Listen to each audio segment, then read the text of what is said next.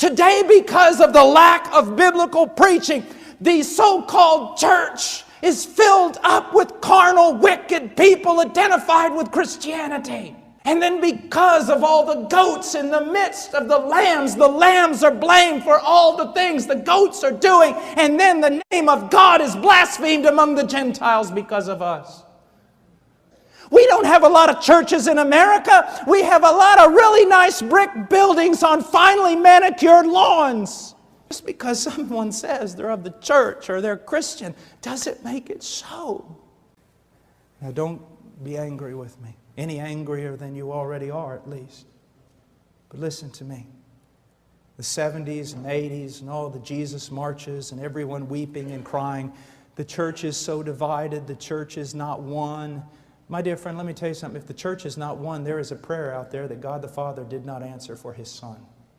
And this new covenant promise has failed. So I want to redirect you a little bit. I want to submit to you, the church is one. She's always been one.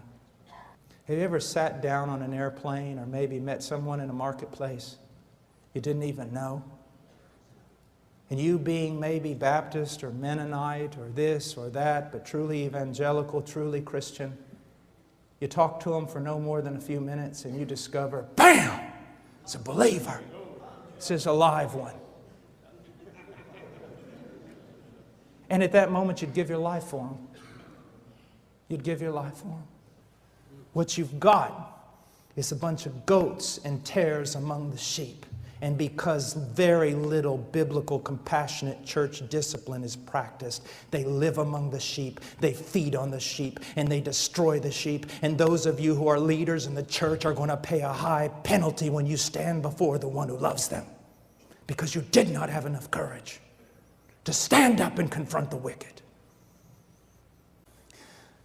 The average scenario in North America with regard to churches, by and large, the churches are democracies, and I don't want to get into the ifs or pros or cons of that. But here's what happens. Because the preaching of the gospel is so low, the church is basically, the majority of it are carnal, lost people.